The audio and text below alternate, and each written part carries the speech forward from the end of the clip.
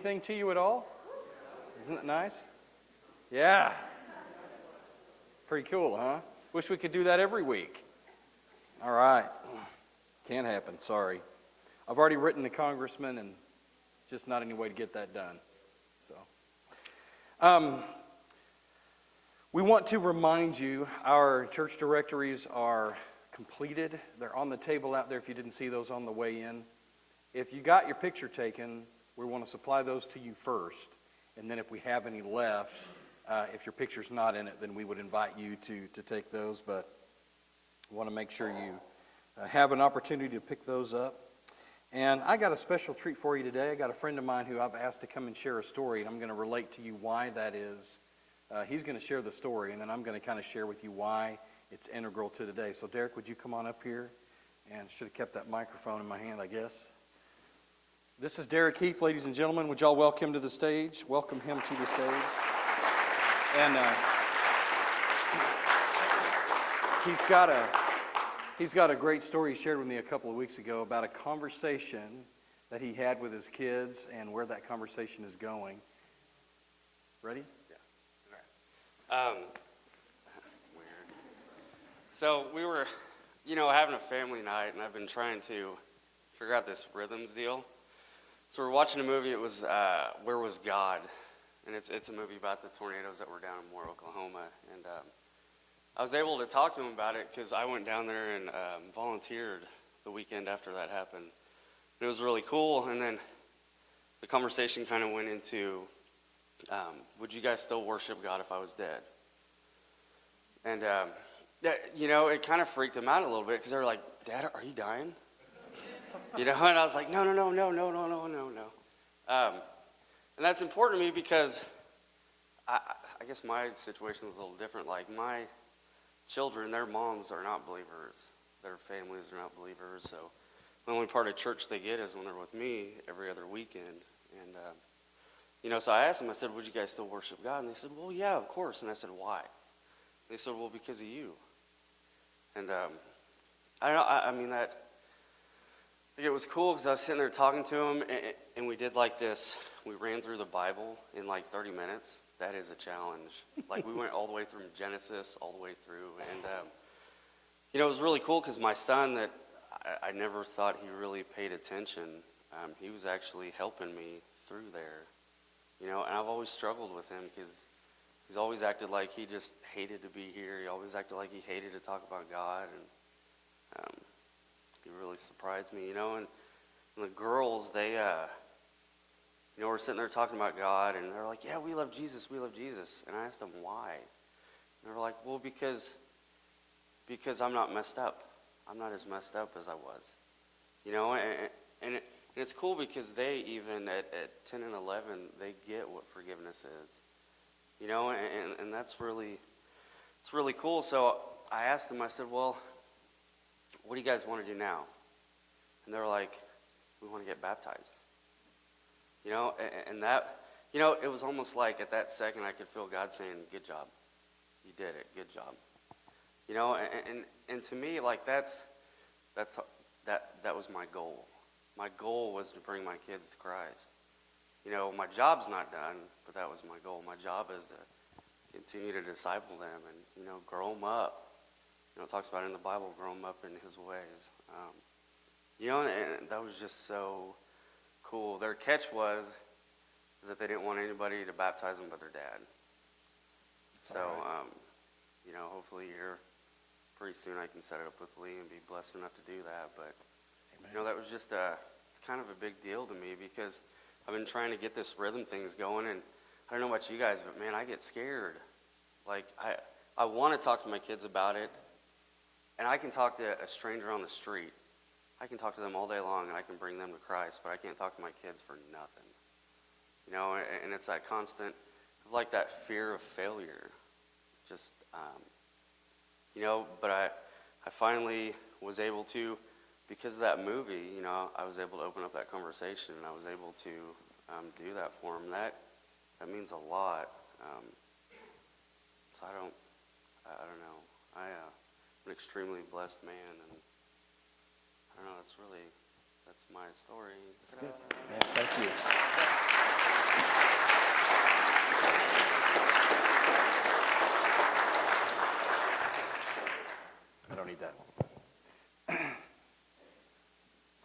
You know, rhythms in our homes are important. We're going to talk more about those rhythms today. And sometimes rhythms, well, let's face it. When you're new to this kind of thing, it's a little bit like dancing for me. You know, I remember being in junior high, and if I was at a dance, you were not going to get me on that floor. If some girl had come to me and asked me to dance, I would have punched her in the face. Because I would rather deal with the repercussions of that than get out there on the floor and dance and have people look at me. You know, one of my favorite movie scenes is in the movie Hitch, where Will Smith is teaching Kevin James how to dance. And Kevin James pops out all this, and Will says, you just this. That's it. You stay right there. Okay? Yeah. And so for some of us, our spiritual rhythms, they're not very complicated. Okay? We're not on the ground doing the worm and flips and upside down and the moonwalk and all that. Some of us just need to be right here. That's it. You know what I'm saying? And you know what? That's okay. That's good enough, because the thing about getting into that rhythm is that you're in the rhythm. And it's God's rhythm, and it's a spiritual rhythm. And it doesn't always have to be pretty. In fact, when you first begin, it may not be pretty at all. And it's not about that. It's about surrendering and being willing to engage God in whatever that looks like in your life and in your context. And I want to keep challenging you to do that as families. We're growing in it as a family ourselves, you know. I ask my kids on a regular basis, you know, are you reading? I say regular, it's once a week, okay? Are you reading your magazine? And I get everything from, I don't know where mine is, to I think I might have used it as a Kleenex, to, yeah, I did look at it. So it's still, the flow is still, it's still progressing. It's still congealing. It's still becoming what it's going to be. And I want to just encourage you, families, to continue to engage that rhythm. Whether you're using the D6 material that our church is engaging, or whether you're using Our Daily Bread, or whether you're using Magnificat, or whether you're using something online, examine.me, it doesn't really matter how you engage the rhythm. The important thing is that you engage. And I pray and I hope that you are, for your own sake and for your family's sake. So we're going to talk some more about rhythms today. I want to talk about formation. When you hear the word formation, or if I were to say get in formation, what are some different contexts that you can hear those words being used and applied? Marching band. Okay. That's what I thought of, because I was in marching band all through school, and I remember hearing those words, formation. And really, for my part, I was the head band geek. I was the drum major, right? So whenever the band director would say formation, he would say that to me, and I just knew it was time to blow the whistle. And I had this specific little chirp pattern that I did, and it was kind of cool, because whenever I would blow the whistle, everything would just start popping and clicking. You know what I mean? And sometimes I would do it even when the guy didn't say formation. I just wanted to see that happen. I was on a little bit of a power trip sometimes, but you know, you say formation and everybody knows what to do because we practiced it, we rehearsed it, and we did it over and over again until we did it in our sleep. Okay, where else do you hear the words formation? In the military. Okay, and I don't know anything about that except for what I've seen on TV, but I have watched Gomer Pyle. Okay, and so go all the way. So formation is important in those situations. Okay, where else is formation important? Football, sports, yeah. Get into formation, because those formations help us to launch as a unit from where we are to where we want to be. And without those formations, whether they're military or whether they're sports or whether it's music, those formations all help us move together and move ahead as a unit. And so we want to do that as a church. We want to do that as families. We want to be in formation so that when God blows the whistle, or when situations happen in life, whatever the case may be, we have that foundation.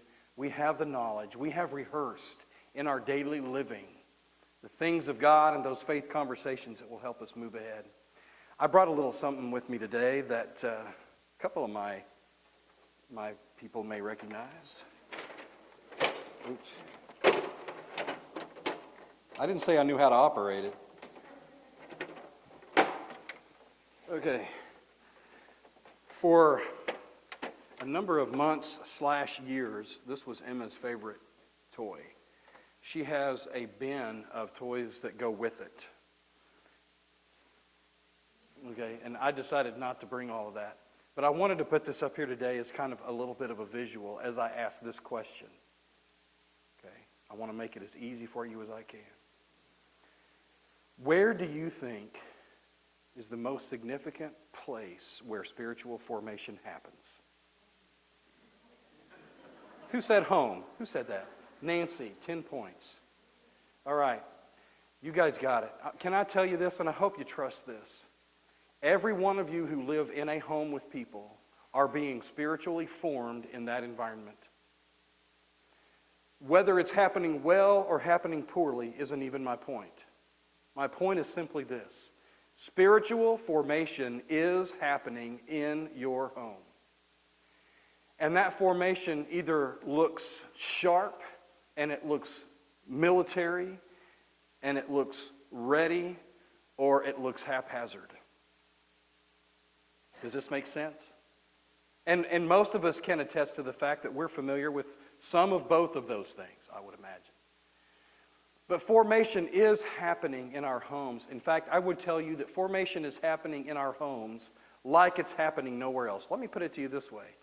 Family A attends megachurch on the Rock, all right? And so megachurch on the Rock has all the spiritual formation classes. They have discipleship, they have men's ministry, they have women's ministry, they have Sunday morning for kids, they have demographic ministries from senior citizens all the way down to nursery school. And they have ministers for everybody in every category. The thing is, when family A goes home, their conversation centers around the weather and school and sports and business and grades and friends, which is nice. But I want you to compare that to family B, who goes to mediocre church on the Rock, where they have, their programs are okay and they struggle a little bit. And the pastor is, you guys can relate. Okay. The music's okay, not professional, but it's all right. Okay. Sometimes they even have to revert to using videos. But family B, they go home and their conversations center around, what's God doing in your life? How's God at work? How is He at work on you? Hey, we're starting a new school year. How are we going to use this for God's glory? Hey, we're starting a new career endeavor. Hey, grades are this way. Why is that? Are our priorities okay? What are we focused on? Do we need to make some tweaks here and there?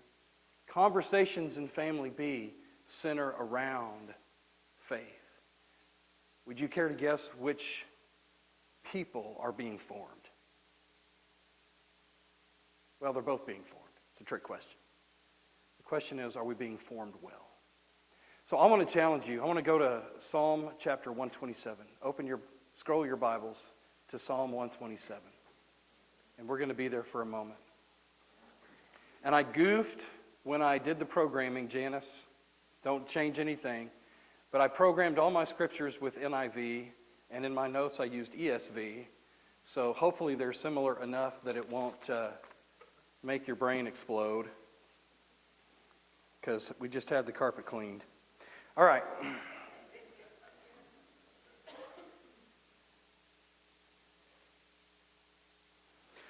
The question we're talking about today are the fundamental rhythms of God-centered living. What does a God-centered rhythm look like? What does that look like in the home? And I'm going to give you two big ideas today. In your bulletin, there was a little bit of a handout. If you haven't seen that yet, check that out, because I've got a couple of notes in there for you to take if you want to write some things down. All right, let's start with verse 1, and we'll read through verse 5, but I'm really going to focus on the first couple of verses. Unless the Lord builds the house, those who build it labor in vain. And unless the Lord watches over the city, the watchman stays awake in vain. It is in vain that you rise up early and go late to rest, eating the bread of anxious toil, for he gives to his beloved sleep. Behold, children are a heritage from the Lord, the fruit of the womb a reward. Like arrows in the hand of a warrior are the children of one's youth. Blessed is the man who fills his quiver with them. He shall not be put to shame when he speaks with his enemies at the gate. So idea number one comes from verse 1, and I want you to look back here with me real quickly. Verse 1. Unless the Lord builds the house, those who build it labor in vain. Somebody define the word vain. Useless or empty, right? Meaningless, okay? So unless the Lord builds the house, what the builders are doing may be laborious, but at the end of it all, what is the real meaning behind it? What's use is it? And what the psalmist says is, not much. So here's my next question. What does it mean for the Lord to build a house? I'm opening this up. What does it mean for the Lord to build a house? I'm sorry? To build up the people in it. Absolutely. Okay? What does that look like? What is that? What else?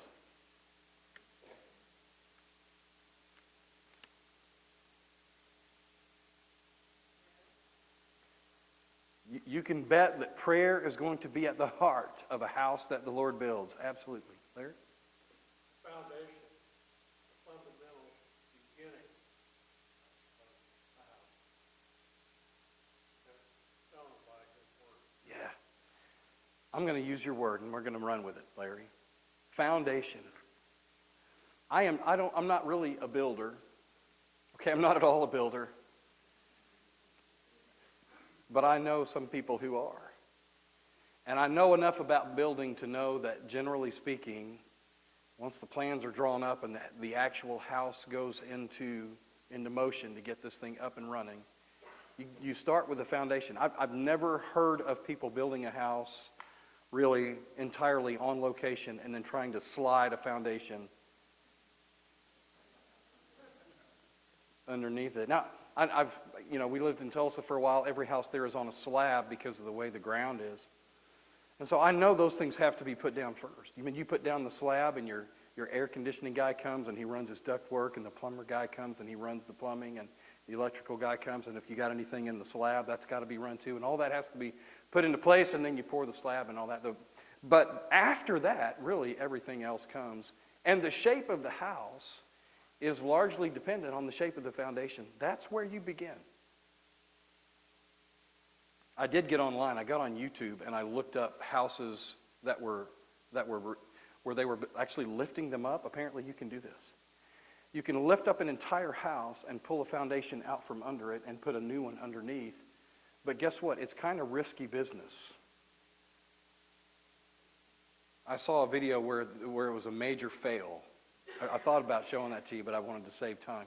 They pulled this whole house up, and right when they got the foundation underneath it, it just kind of imploded. It just went. I was like, oh, guess they're just going to have to start all over again.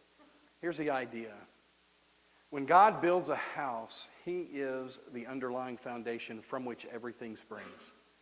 The shape of our lives, the direction that we go, all springs from that reality that God is at the foundation of it.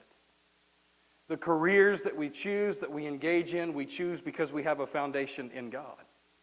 The schools that we go to, the people we engage with, and the way we engage them have a foundation in our relationship with God. The way we engage each other as husbands and wives and parents and children and friends and neighbors all spring up from the foundation of a relationship that we have with God.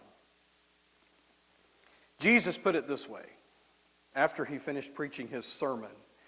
Everyone then, this is Matthew 7:24, everyone then who hears these words of mine and does them will be like a wise man who built his house on the rock. And the rain fell, and the floods came, and the winds blew and beat on that house, and it did not fall, because it had been founded on the rock. Now here's the thing. If you're like me and most people I know, the reality is we have spent at least some part of our lives, many of us even our adult lives, building houses on completely different foundations. And we put a lot of work into it. We've built houses on the foundation of a career, on the foundation of sports or entertainment, on the foundation of grades or friends or popularity or success or any number of things, or all of these things in some conglomerative mix. And the reason I know that we have is because you can see the fruit of the labor in the lives of our culture. Let's go back to Psalm 127. I think it was in verse 1. No, it's verse 2. Can we go there? Psalm 127, verse 2, it says, "It is in vain that you rise up early and go late to rest, eating the bread of anxious toil." Eating the bread of anxious toil. And I know that that anxiety describes the world that we live in. And it describes the world we live in because the world we live in has not built a house whose foundation and builder is God. And when that's the case, anxiety is the name of the game. We get anxious about life, and so we stay up late and we get up early and we work for things that a lot of times we have no real control over anyway. And so the wheels spin, and the worry begins, and the anxiety begins, and we begin to eat the bread of anxious toil. And the problem with eating the bread of anxious toil is, well, it's like most of the menu items at McDonald's. It might taste good, but it's not really good for you in the long run. You know, you can eat it. You can maybe use it to survive from one minute to the next, but is that really where you want to go? Is that really where you want to be? Is that really the foundation you want? And so many of the people who live in our world live on the bread of anxious toil. The bad news is it's tough to replace a bad foundation with a good one. The good news is it can be done. With great care and with great intentionality. And with a choice to begin changing the way we launch from this point on. When we enter into the Christmas season, can we say to ourselves things like, how can this be about God instead of about me or about us? As we go into spring and we think about traveling, maybe for spring break, we begin to think, how can this be about God instead of about me or about us? Or as we engage a new school year, as we engage a new career, as we move from one home to another home, as we make new acquaintances, as we engage our neighbors, how can we begin to ask the question, Lord, how can this new situation in life be about you instead of about me? But I'm telling you this, our families, our children will experience a God-centered life when they live that rhythm where God is the foundation and He is the builder of the house. Otherwise, what are we really working for? Now, here's the next big idea. Children get a God-centered rhythm when they live under the roof of God's protection and providence. Let's go back to verse 1. Unless the Lord watches over the city, the watchman stays awake in vain. There's that emptiness again. You got kids? How many of you got kids? Raise your hand. A lot of you out there with kids. Is it tough having kids? If you're shaking your head no, come visit with me. I got to figure out how you're doing it. All right? It's tough having kids. And you know, moms, you especially know what I'm talking about because I know what mom sleep is. There's dad sleep where you go to bed at night and you're like this all night long. And a bear could walk into your house and you won't know it. Mom sleep is like this. Who was that? Somebody said, right? So you moms know what I'm talking about. There is this protection mode that we get into as parents that's very real, right? And building our house on the foundation of God is no guarantee that trouble won't come. In fact, I think Jesus goes to great lengths to guarantee us that trouble is going to come no matter what. Doesn't he? You know, he says, hey, if they persecuted me, they're going to persecute you. If they hated me, they're going to hate you. God causes the rain to fall on the righteous and the unrighteous, which means the flood comes to the righteous and the unrighteous. The sun's going to shine on the good and the wicked, which means the good and the wicked both get sunburned. So the good and the bad is going to come no matter what. I love what Jesus said in Matthew 7:25. Remember that house that was built on the rock? Even that house had what? The floods came. So the floods come up from underneath and shake and attack the foundation. The rains fall from above and attack from above. The rain comes down and hits the roof, and the winds blow, and it says, and beat on the side of that house. Guess what? Trouble is coming from every direction. That's not the question. The question is, where's your foundation? Well, unless the Lord watches over the city, its watchman stays awake in vain. So let's talk for a moment about how God is our protection and how that looks in our lives. I love the conversation Derek had with his kids because there's more conversations to be had from that. I love that a father would engage his children with the question, what happens when I'm gone? You know what Derek is doing is what all of us fathers are doing, which we should be doing, which is handing on the baton of our children, preparing them for a moment when the Heavenly Father becomes their Father, and in that regard, we become less and He becomes more. So, engage that. I love this proverb, chapter 3 and verse 6. In all your ways acknowledge Him, and He will direct your path. This is a part of the protection that our God supplies to us. In all your ways acknowledge Him. God, we want to move your direction. Even when you're unsure. God, we're not sure about this. So bless us and help us. Intervene. Open the right doors and close the wrong ones. We don't know what that looks like, but Lord, help us. Lord, we're moving this direction. We know it's your direction, but it's tough because we have to be honest and we have to be people of integrity. And sometimes we have to speak hard truths to good people. Help us. So even when our house is built on the rock, the rain still comes, the wind still blows, and the floods still rise. I'm going to share a couple of things with you from Psalm 46. Because this psalm to me speaks volumes about God as our protector. Listen to what it says. God is our, what? Our refuge. Let me pause here for a minute. What is a refuge? What is it? A place to find shelter. A safe place. Anything else? A place to hide. Yeah, man, when things get rough, where do you go? Here's a great question.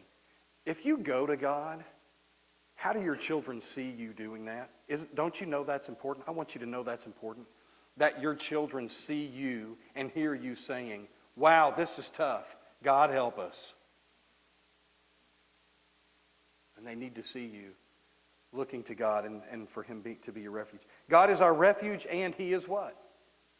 Our strength. Which means whatever power we have to survive the storm comes from Him. Right?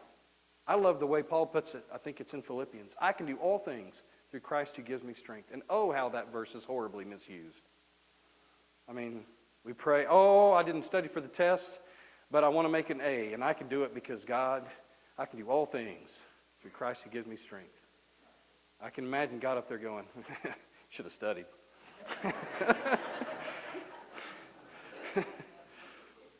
That verse in context means very simply, whether you're rich or poor, whether you're fed or hungry, doesn't matter. Whatever circumstances life throws at you, whatever rains fall, whatever winds blow, whatever floods rise, you can stand up under it because Christ will provide you strength. I can do all things. I can weather anything through Christ who gives me strength. Let your children see you weathering the storm in God. You know, to lift those houses up is tough when we got to get rid of some crumbling bit of foundation. But it's doable. Psalm 46 verses 9 and 10 says, I like this. He makes war cease. Oh wait, it's plural. He makes wars cease. You know, I don't think that David, the psalmist here, is just talking about the war between one nation and another. I don't think he's just talking about a war between one tribe and another. I don't think he's just talking about the Hatfields and the McCoys. I think he's talking about our lives. I think he's talking about the stresses and the anxieties that battle against us. I think he's talking about the war that wages within us. And God makes wars cease.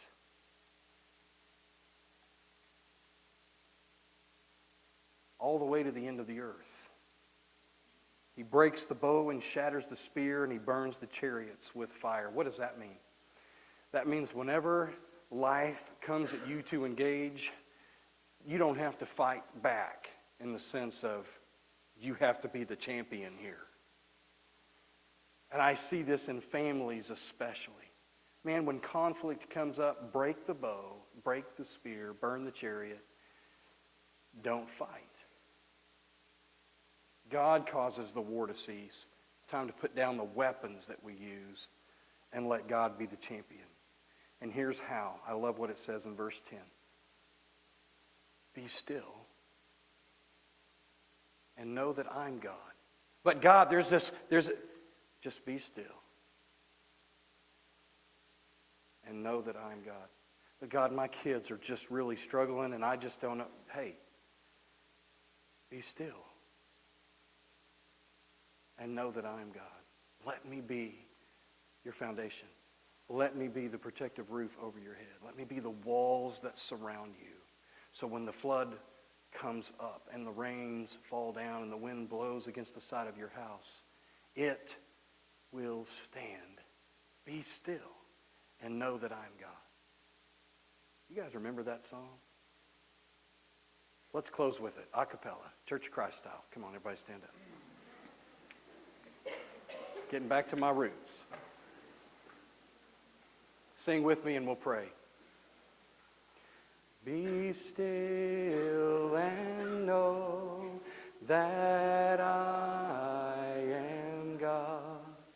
Be still and know that I am God.